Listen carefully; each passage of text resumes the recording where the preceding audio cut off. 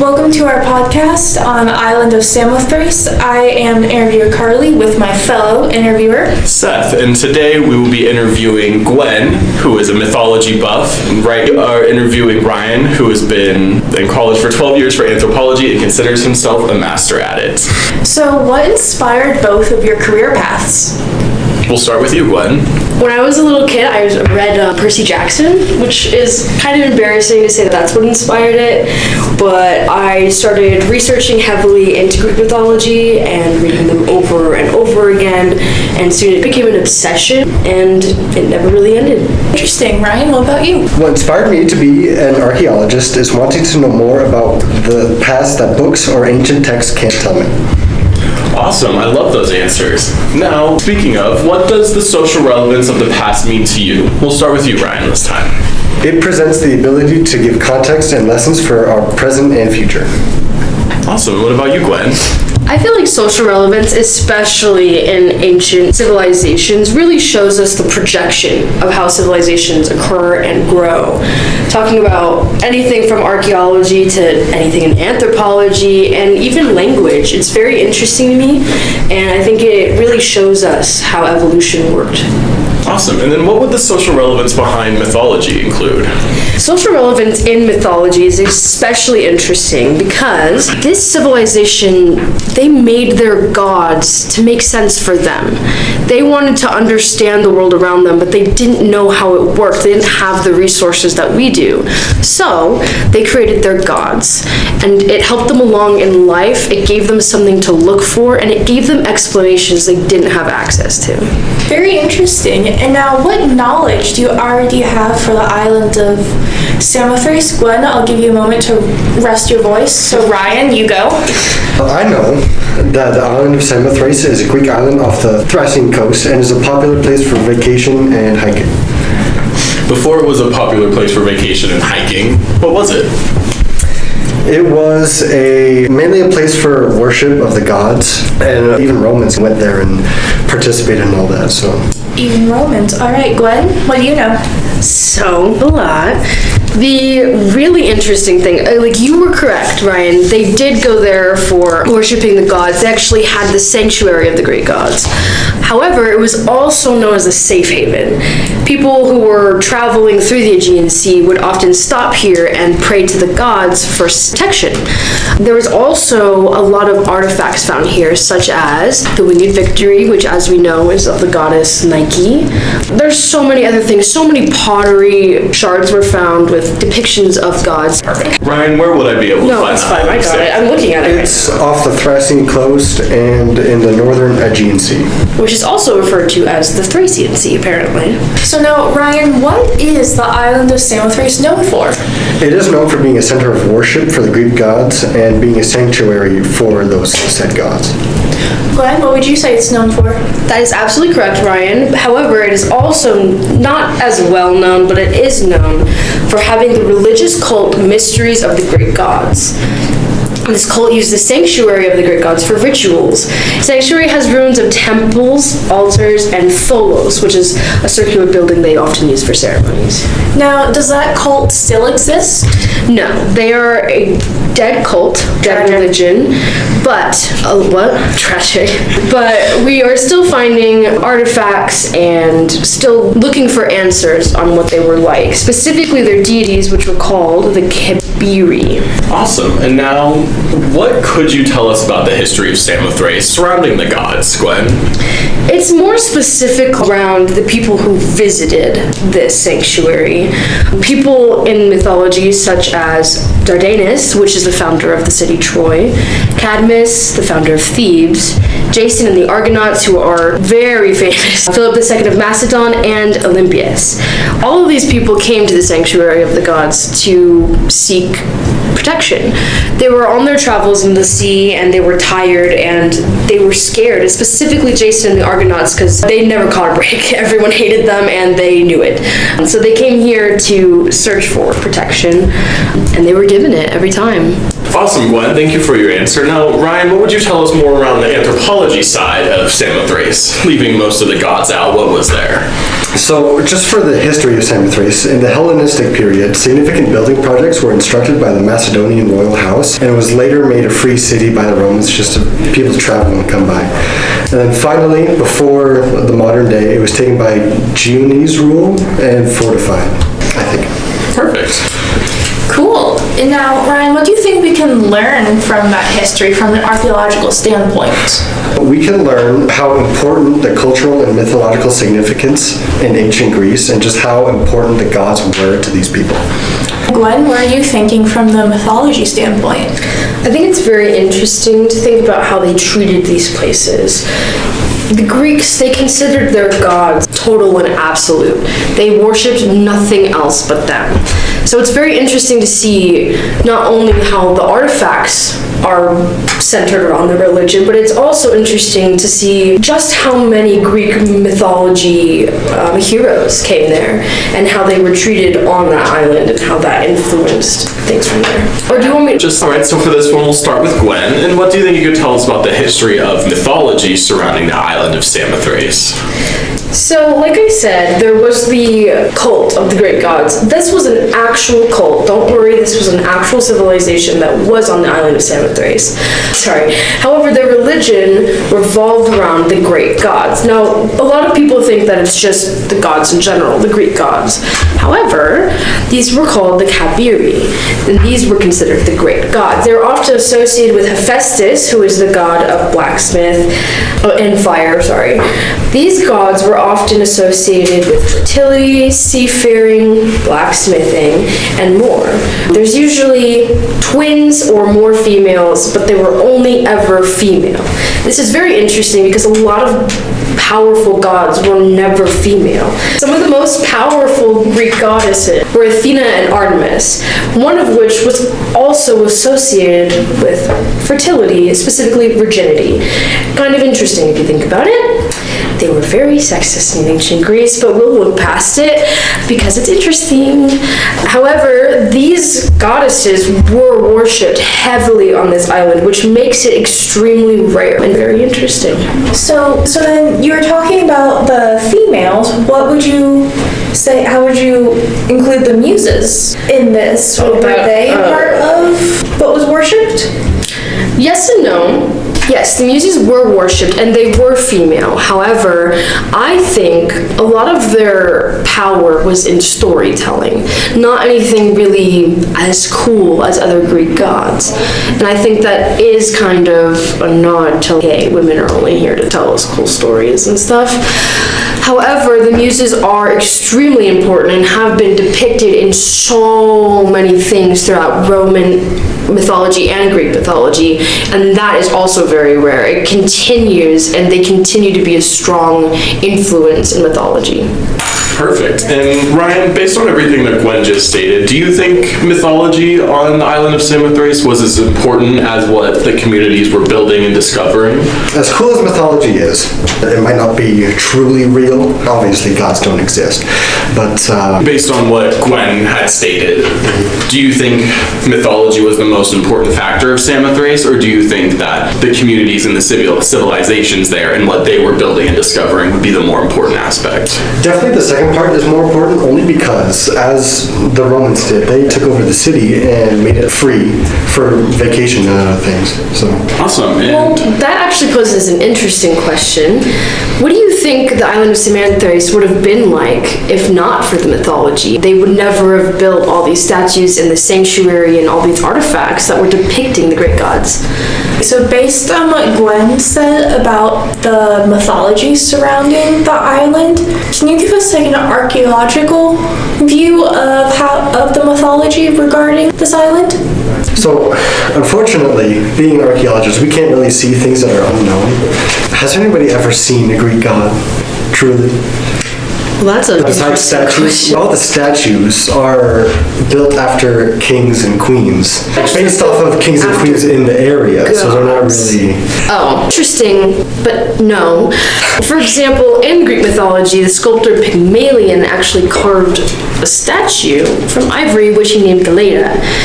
this was carved in the image of Aphrodite being a god, not a queen. So I'm not really sure where you're getting that part, but that's okay. There's also a statue of David, who was also not sculpted after a king, as long as a lot of other ones that were just sculptures of people. So do you have any evidence for those claims that you're spouting out? Has anyone actually ever seen these gods to make these statues? I'm not really sure why you're trying to act like I'm claiming they're real. I quite literally said at the beginning of this podcast that these civilizations created these gods for explanations. They made these statues and this art in depictions of their gods, not that they actually saw them. So religion is only specifically for that. All right, enough fighting. We're gonna move on. We don't have all that time. So, Gwen, what can we learn about mythology from the history of the island? Well, as we discussed before, we can look at the sanctuary of the Greek gods, the ruins that are still there, as well as all of the artifacts that were found. Right. This includes the statue of the Winged Victory and pottery and art that depicted the gods, that depicted the mythology, as well as writing. It's not the Odyssey, but it is there, and it does depict and talk about all of the travelers that stopped at the island of Samothrace. So it holds a story? It does. And do you think other people would be able to learn from this story based on this mythology? Absolutely. It's not going to change lives, right? But I do think it is important as we can, I think it is important for people who, like me, have a love for mythology and want to know more, because we can see how there were designated spots for safety in this mythology, and it influenced the archaeology, and it influenced the art that was made here. Awesome. Got it. And then, Ryan, what would you say? Do you think that you can learn about mythology from the history, or are you still set on you need proof? Being my stubborn ass self, I say that we still need more proof. What exactly are you looking for proof of? The fact that they actually existed. I don't see any evidence of that. I'm just saying. Again, no one is saying that they were real. We're saying they created the god for an explanation, for something to look at, for something to know. No one's claiming they were real. Especially not in science, considering the fact that we don't even know if any god is real, so. Gwen does prove a fairly good point that everything behind this is just belief, but I also want to say that I agree with you and that proof is the most valid thing. Based on this, I would agree too. Based on those statues that were uncovered, could you say that the gods did play an important part in them, or do you think that they were just making art that depicted things that weren't actually there? The question was, do you actually believe that these statues that you uncovered with your team had any influence by the gods, or do you believe that they were just claiming that and then repeating these based on things that they had seen from other places? I definitely believe that they were just made it up. It's not really based on anybody. And It's an interesting take to it. And we're going to bounce back to Gwen with what about this mythology of the island that would influence society to appreciate mythology as a whole more? I think, as any artifact do, especially the ones in museums and things like that, it can give us an insight to not only how important mythology was to the civilization, but also the technology that they made. This was before they had running water, and they were making beautiful statues and beautiful artifacts in techniques that we don't even really understand today. I also think that it is very interesting to see the things that they made in depictions and likeness of their gods, as well as just the height of religion and the height of their worship that they possessed. Perfect. And if you think that you were to approach other civilizations and other people with this information, that they would be able to take that and appreciate everything that happened on the island of Samothrace surrounding the gods. Of course, every single civilization, whether you're talking about the Native Americans of North America, if you're talking about Aztecs and talking about, gods, anything, single civilization has a depiction of a deity.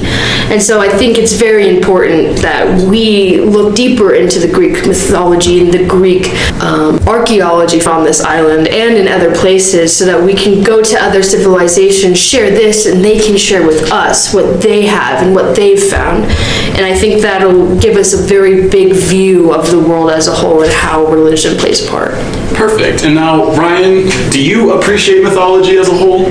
I think Greek is so very cool. I do like it. I understand so much of it, and I understand what all the different stories are trying to tell me.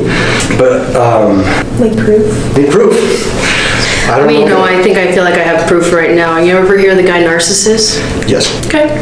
I like that. They could have absolutely been real.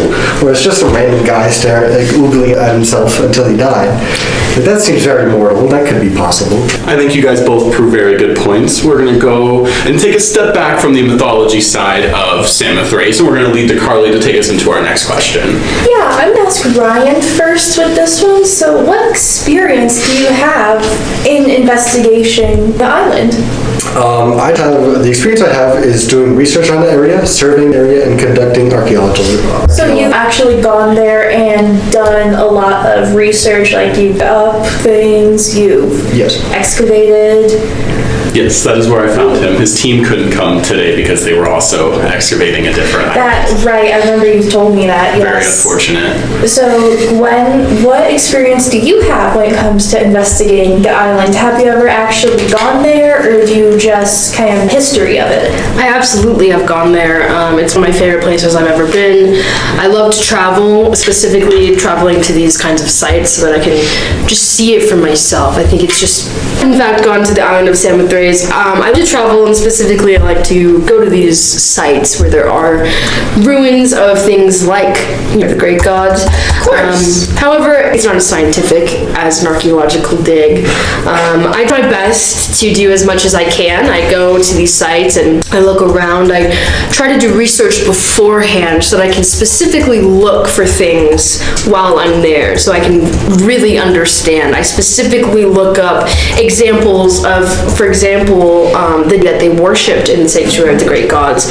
And I actually did find depictions of these gods on some of the ruins, and I thought that was very interesting, so it's extremely rare to find that. And while you were visiting the island, do you think you felt closer to the gods? That's a hard question, because I'm not exactly sure if I believe in them 100%. I feel like it's very difficult. But I did feel more connected to religion in a whole. I mean, what I said, every single civilization has these religions, has these gods, has these deities. It's extremely difficult to be like, yeah, that's one that works. You never really know. But that's kind of the part, is that you get to see all of these different depictions, all these different stories, and they almost always line up, which I think is really interesting. So it kind of... You can decide for yourself what makes the most sense to you. Exactly, and So we will start with Ryan for this one. What artifacts have been uncovered on the island, and how many of these did you uncover yourself? I, unfortunately, have not found any, because they're before me have already gotten them. But one of the more famous artifacts found was the statue of Greek goddess Victory, Nike. And Gwen, what does the Greek goddess statue of Nike mean to you? so much. Love to hear it. Yes. So Nike, as he said, the goddess of victory, is associated with luck and swiftness. And in depictions of Athena, specifically the one in the Pantheon, which, didn't work, but it's fine, Athena actually has Nike in the palm of her hand. It shows that Athena, the goddess of war and war strategy, is also associated with the goddess of victory. They go hand in hand. However, in this specific statue that was found, the goddess Nike is standing on a boat. In this specific artifact, Nike is actually depicted on the bow of a ship. And she is standing with her wings out, her dress flowing behind her. Now, in what we have in the Louvre today, she is missing her head, her feet, and her arms. But we can assume that she is depicted in this statue as proud, and she's depicted as as powerful. You can see her muscles, which again, very rare for women in statues because they were often depicted as like Aphrodite, smooth, very sexy, very much soft.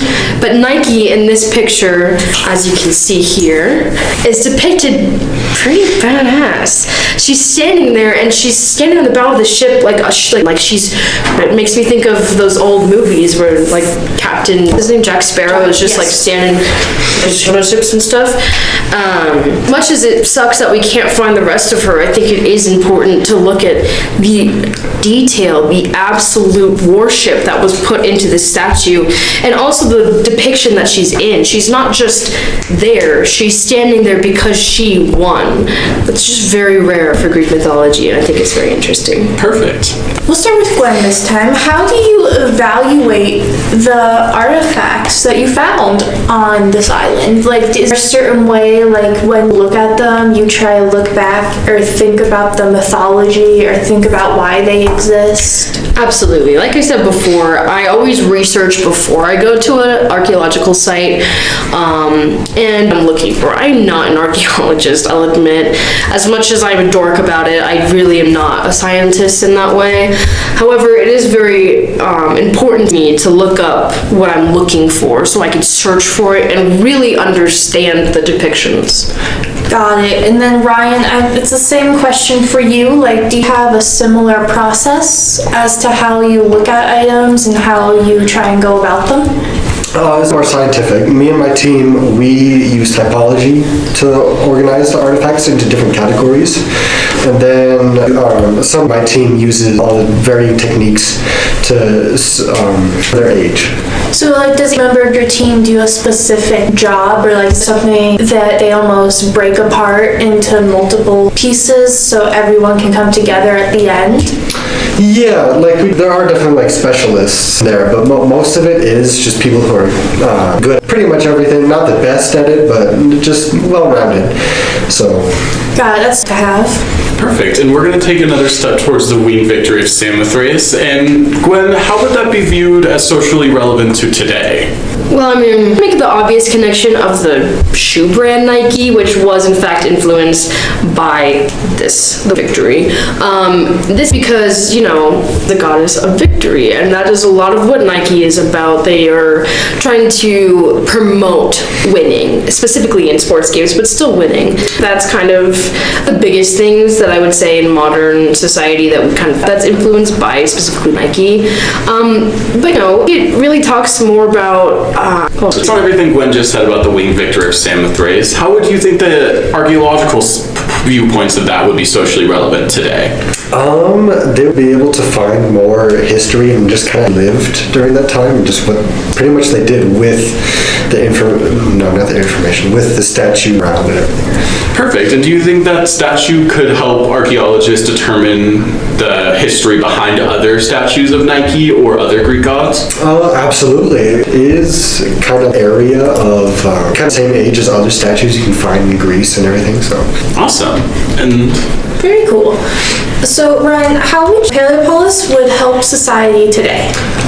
These ruins can definitely help society today by offering an educational resource for visitors of the island and people who want to know more about Greek mythology. All right, and then Gwen, same question for you. Do you think the ancient state ruins can help society? The Paleopolis is very important to society today, just because we can actually walk through the city and see how the people live, and just get an interesting point of view. I like it. And now back to Seth. How do you think you would describe this island to a group of college students who have no prior knowledge of the island?